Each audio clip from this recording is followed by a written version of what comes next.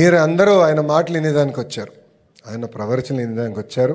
So నేను ఎక్కువ సమయం తీసుకోను, ఒక 2-3 మాటలు చెప్పి నేను ముగిస్తాను. చాగంటి కోటేశ్వరరావు గారిని నైతిక విలువలపైన సమాజంలో మార్పు తీసుకొచ్చేదానికి నియమించాలన్న నిర్ణయం తీసుకున్న ముందల గౌరవ ముఖ్యమంత్రి గారు నన్ను పిలుస్తాం జరిగింది. ఆయన నన్ను పిలిచి 2019 నుంచి 24 వరకు మన అనేక సార్లు చర్చించాం. సమాజంలో నైతిక విలువలు తీసుకురావాల్సిన బాధ్యత ఉందని మనందరం 1-10 సార్లు మాట్లాడుకున్నాం. ఏం చేస్తే బాగుంటుందని గౌరవ ముఖ్యమంత్రి గారు నన్ను అడిగారు. నేను అనేక సందర్భాల్లో చెప్పా, గౌరవ ముఖ్యమంత్రి గారిని చూసి లైఫ్ లాంగ్ లెర్నర్ని నేనని. సో గౌరవ ముఖ్యమంత్రి గారికి చెప్పా, మీరు ఏ నిర్ణయం తీసుకున్నా ఒక విద్యాశాఖ మార్చులుగా మేము ఆ నిర్ణయం కట్టుబడి ఉంటామంటే అప్పుడు ఒక్క క్షణం కూడా ఆలోచించకుండా చాగంటి కోటేశ్వరరావు గారిని ఏకంగా క్యాబినెట్ ర్యాంక్ ఇచ్చి ఆంధ్ర రాష్ట్ర ప్రభుత్వానికి సలహాదారుగా నియమించారు గౌరవ ముఖ్యమంత్రి శ్రీ నారా చంద్రబాబు నాయుడు గారు.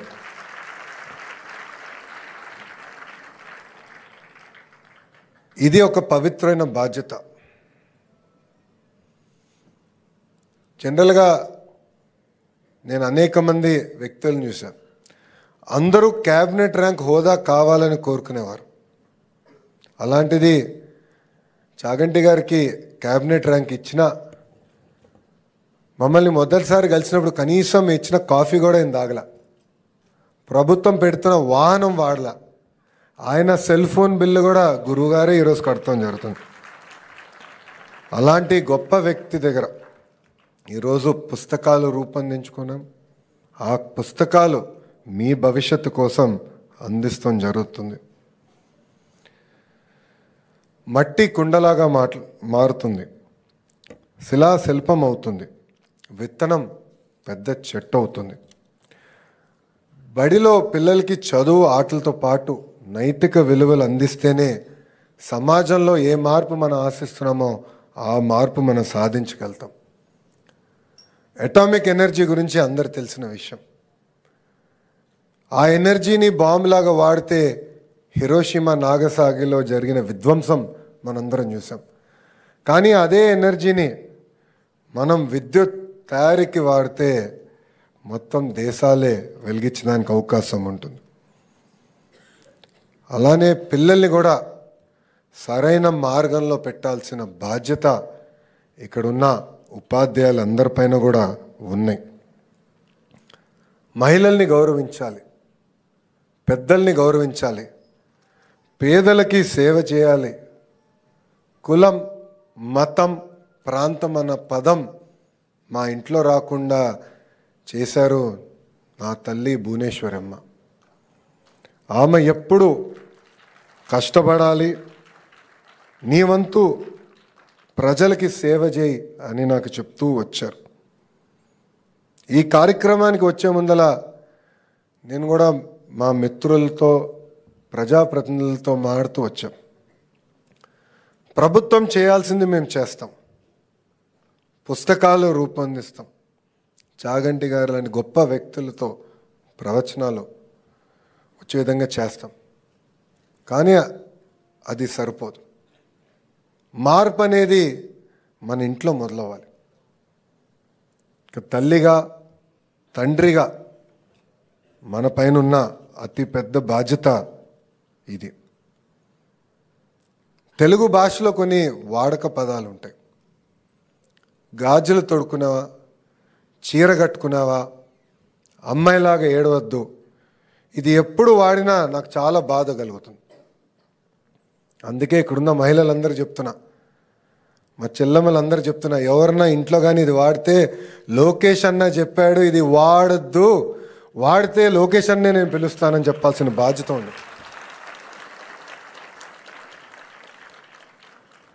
సమాజం ఎప్పుడు బాగుపడుతుందంటే మనం మహిళల్ని గౌరవించినప్పుడే బాగుపడుతుంది. అందుకే సినిమాల్లో, వెబ్ సిరీస్లో కూడా మహిళల్ని కించపరిచే విధంగా వ్యాఖ్యలు ఉండకూడదని నేను ఇప్పటికీ మన గౌరవ ఉప ముఖ్యమంత్రి గారితో చర్చించా, గౌరవ ముఖ్యమంత్రి గారితో కూడా నేను చర్చిస్తాం జరిగింది. దీన్ని మేము ముందరికి తీసుకెళ్తాం. ఇంతేకాదు, నేను మంత్రి అయినప్పుడు ప్రాథమిక పాఠశాలలు ఇస్తున్న పుస్తకాలను నేను చూశాను. దాంట్లో ఇంటి పనులు చేస్తున్న ఫోటోలు చూశాను. అన్నీ ఆడవాళ్ళు చేసే ఫోటోలే వచ్చినాయి. నేను అది 50-50 చేయమని అధికారులకు ఆదేశించాను. అది మొన్న మీకు వచ్చిన పుస్తకాల్లో ఆ మార్పు తీసుకొచ్చాం. ఇది నేను ఎందుకు చేశానంటే, నేను బలంగా నమ్మేది ఇంటి పనులు కూడా ఆడమగ ఇద్దరు సమానంగా చేయాల్సిన బాధ్యత ఉంది. నేను అమెరికాలో MBA చేసినప్పుడు ఫస్ట్ ఇయర్ అయిన తర్వాత నాకు పెళ్ళయింది. చిన్న వయసులో బ్రహ్మణికి నాకు పెళ్ళయింది. అప్పుడు పనులు మేము ఇద్దరం 50-50 చేసుకున్నాను. ఒకసారి ఆమె లాండ్రీ చేస్తే ఇంకొకసారి నేను చేశాను. మాకు ఎలాంటి ఫీలింగ్ లేదు. అందుకే ఆ మార్పు సమాజంలో రావాలని మేము బలంగా నమ్మాం. యువగలం పాదయాత్రలో కూడా కొంతమంది పిల్లలు మా తెలుగుదేశం పార్టీ చొక్కా వేసుకొని వస్తే నా బాధ కలిగేది. ఇప్పుడే మీకు రాజకీయాలు అవసరం, దానికి టైం ఉంది, ఇప్పుడు చొక్కాది మంచి చొక్కా ఇస్తాను కానీ పార్టీ రంగులు వేసుకుని తిరగదని పిల్లలకి నేను చెప్తాను జరిగింది. ఎందుకంటే పిల్లల్ని నేను చూసినప్పుడు నాకు దేవుడు కనపడతారు. అన్కండిషనల్ లవ్ ఇస్తారు మనకి. ఆ పిల్లల్ని చూసుకోవాల్సిన బాధ్యత మనందరిపైన ఉంటుంది. కొన్ని నిర్ణయాలు మన జీవితంలో మనకు మార్పు వస్తుంది. ఆ నిర్ణయం నాకు యువగలం పాదయాత్ర. ఆ యువగలం పాదయాత్ర నేను చేసినప్పుడు చంద్రగిరి నియోజకవర్గంలో, నాకు ఇప్పుడు కూడా బాగా గుర్తు, చంద్రగిరి నియోజకవర్గంలో మహిళలతో ఒక సమావేశం ఏర్పాటు చేసుకున్నాం. ఆ సమావేశం ఏర్పాటు అయిన తర్వాత ఒక తల్లి నా దగ్గరకు వచ్చింది. మొత్తం కప్పేసుకుని ఉంది, కేవలం కళ్ళే కనపడుతున్నాయి. వచ్చి మీతో పర్సనల్గా నేను మాట్లాడాలని, మీడియా ఎవరు ఉండకూడదు, ఎవరు ఫోటోలు తీయకూడదని నాకు చెప్పింది. నేను కూడా ఆశ్చర్యపోయా. ఇప్పుడున్న తరం అంతా ఫోటోలు పిచ్చి, సెల్ఫీలు పిచ్చి, షార్ట్స్, ఇన్స్టాగ్రామ్ పిచ్చి. ఇది తల్లి ఎందుకు వద్దంటుంది అనుకున్నా. అప్పుడు ఒక రూమ్లో కూర్చుని తల్లి ఆమె బాధ చెప్పుకుంది. ఆమెకి 3 పిల్లలు ఉన్నారు, 3 ఆడపిల్లలు. పెద్ద పాపని గంజాయికి బానిసలు చేసి శారీరకంగా 30 రోజులు వాడుకున్నారు. అది తెలుసుకున్న తల్లి ఆమె బాధ, ఆవేదన నాకు చెప్పింది. ఆమె ఒక్కటే అనింది, మీరు ఇంత దూరం వచ్చారు, నడుస్తూ వచ్చారు, CMC వెల్లూరుకి ఒక్క మాట చెప్పండి, డీఅడిక్షన్ సెంటర్కి మా పాపని తీసుకెళ్తా, లేదంటే మా పెద్ద పాపని నేనే చంపేస్తాను, అప్పుడు కానీ మా 2 పాపలు పాడవరని ఆమె చెప్తాం జరిగింది. అందుకే ప్రజాప్రభుత్వం ఏర్పడిన తర్వాత డ్రగ్స్ పైన ఒక యుద్ధం ప్రకటించాం.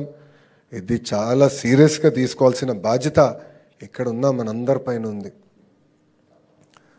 నా ఇంజనీరింగ్ కానివ్వండి, నా పని కానివ్వండి, దాని తర్వాత నా MBA కానివ్వండి, నేను అమెరికాలో చేశాను. స్టాన్ఫర్డ్ యూనివర్సిటీలో నేను MBA చేశాను. చాలామంది నన్ను ఒక విషయం అడిగారు, స్టాన్ఫర్డ్లో MBA చేసావు, తిరిగి భారతదేశానికి వచ్చావు, స్టాన్ఫర్డ్లో నువ్వు ఏం నేర్చుకున్నావు అని అడిగారు. స్టాన్ఫర్డ్ MBAలో ఫైనల్ ఎగ్జామినేషన్లో టీచర్లు ఉండరు, ఇన్విజిలేటర్లు ఉండరు. ఎగ్జామ్ పేపర్లు తీసుకొచ్చి అక్కడ టేబుల్ పైన, ఇంత పెద్ద హాల్ ఉంటే టేబుల్ పైన ప్రొఫెసర్ గారు పెట్టి వెళ్ళిపోతారు. మాకు ఒక ఆనర్ కోడ్ సిస్టమ్ ఉంది. ఆల్టర్నేట్ చైర్లో కూర్చోవాలి. నేను కాపీంగ్ కొట్టను, ఎవరైనా కాపీ కొడితే రిపోర్ట్ చేస్తాను. సుమారుగా అంటే 2 సంవత్సరాల్లో ఒక 30-32 ఎగ్జామ్లు మేము తీసుకుంటాం. ఒక్కరు కూడా కాపీ చేయాలి. అంటే ఆ రోజు మాకు అనిపించింది, ఒక విశ్వవిద్యాలయం మా పైన పెట్టిన పవిత్రమైన బాధ్యత ఇది. ఆ మార్పు నాలో తీసుకొచ్చింది. ఆ మార్పు సమాజంలో రావాలని బలంగా నేను నమ్ముతున్నాను. చాలామంది అడిగారు, విద్యాశాఖ నీకు అవసరమా అని. కఠినమైన శాఖ, ఉపాధ్యాయులు ఉంటారు, సంఘాలు ఉంటాయి. ఈ ఛాలెంజ్ నీకు అవసరమా అంటే వాళ్ళందరికీ ఒకటి చెప్పా, జీవితం అంటేనే ఒక ఛాలెంజ్. ఛాలెంజ్ లేనిది జీవితం లేదు. ఈరోజు కొన్ని సంఘటనలు మనం చూస్తున్నాం, చాలా బాధ కలుగుతుంది. మార్కులు తక్కువ వచ్చినాయన్నో, లేదంటే ఇంట్లో తల్లిదండ్రులు గట్టిగా చెప్పారన్నో పిల్లలు కుమిలిపోయి ఏకంగా ఆత్మహత్య చేసుకునే పరిస్థితికి వస్తున్నారు.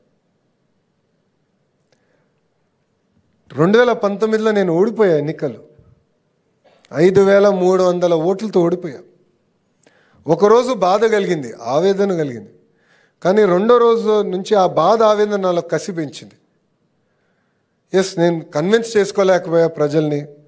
5 సంవత్సరాలు కష్టపడతా, తిరిగి వాళ్ళ మనసు నేను గెలుచుకుంటానని 5 సంవత్సరాలు కష్టపడ్డా. అనేక మంది అవమానించారు. జీవితం అనేది అదే, అనేక మంది అవమానిస్తారు, అనేక మాటలు మాడతారు. కానీ ఒక లక్ష్యం పెట్టుకుని పనిచేస్తే మనం అనుకున్న లక్ష్యం సాధించే శక్తి కూడా దేవుడు మనకిస్తాడు. తిరిగి అదే నియోజకవర్గంలో నేను 91,000 మెజార్టీతో గెలిచాను. శాసనసభ్యుడిగా నేను శాసనసభలో అడుగుపెట్టాను. అదే బాధ్యత నేను ఈరోజు ఒక విద్యాశాఖ మంత్రిగా స్వీకరించాను. ఇక్కడున్న ఉపాధ్యాయులందరూ తెలుసు, తరతరాలుగా అనేక సమస్యలతో మీరు ఇబ్బంది పడుతుంటే అన్నీ మనం పరిష్కరించాం. టీచర్ ట్రాన్స్ఫర్ యాక్ట్ తీసుకొచ్చాం. 1 క్లాస్ 1 టీచర్ కూడా ఏకంగా 9,600 పాఠశాలలను మనం నియమించుకోవటం జరిగింది. 16,347 మంది ఉపాధ్యాయుల్ని మెగా డిఎస్సి ద్వారా 150 రోజుల్లో ఒక్క లిటిగేషన్ లేకుండా మనం నియమించుకుంటాం జరిగింది. కేజీ నుంచి పీజీ వరకు కరికులం మొత్తం రీవ్యాంప్ చేస్తున్నాం. దాంట్లో తొలి అడిగేసాం.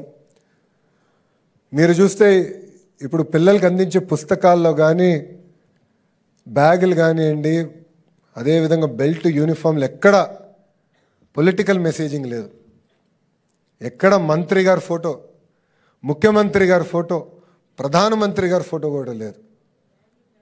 మీరు చూస్తే ఏకంగా ఇప్పుడు డాక్టర్ సర్వేపల్లి రాధాకృష్ణ గారి పేరుతో కిట్లు మీకు అందించాం. డొక్కా సీతమ్మ గారి పేరుతో మధ్యాహ్న భోజనం అందిస్తున్నాం. సాటర్డే ఏకంగా నో బ్యాక్ డేగా కూడా మేము నియమిస్తాం జరిగింది. ఇక్కడున్న పిల్లలందరూ నేను ఒకే విషయం కోరుతున్నా, ప్రభుత్వం మేము ఒక బాధ్యతగా మేము పనిచేస్తాం. ఎంతోమంది మహనీయులు ప్రభుత్వ పాఠశాలలో చదివి అద్భుతాలు సృష్టించిన వారు ఉన్నారు. మీ అందరిలో ఆ శక్తి ఉంది. తల్లిదండ్రులు ఎంతో త్యాగం చేసి మీకోసం రూపాయి ఖర్చు పెడుతున్నారు, మీ భవిష్యత్తు కోసం ఖర్చు పెడుతున్నారు. వాళ్ళు ఏ బాధ్యత అయితే మన పైన పెట్టుకున్నారో అది మనం నిలబెట్టుకోవాలి. నైతిక విలువలు అనేది చాలా చాలా అవసరం.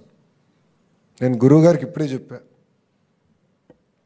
పుట్టపర్తిలో సత్య జయంతి కార్యక్రమం జరుగుతున్నా, అక్కడ నేను పాల్గొని వస్తున్నా. నిన్న గౌరవ ఉపరాష్ట్రపతి గారి నాయకత్వంలో ఒక పెద్ద కార్యక్రమం జరిగింది. అక్కడ ఎంతోమంది వచ్చారు, లక్షలాది మంది వచ్చారు. ప్రోగ్రాం అయిన తర్వాత అందరు నుంచుని ఎవరు గ్లాసు, ఎవరు బాటిల్, ఒక్క చిన్న కాగితం, చాలా పెద్ద స్టేడియం అది, ఒక్క చిన్న కాగితం కూడా వదులుకొని అందరు తీసి వెళ్ళి చెత్తబుత్తల్లో వేసి వాళ్ళు తిరిగి ఇంటికి ప్రయాణం చేశారు. ఇలాంటి మార్పు మనందరిలో రావాలి. అప్పుడే సమాజం, ఏ సమాజం అయితే మనం ఆశిస్తామో అది మనం సాధించుకోగలుగుతామని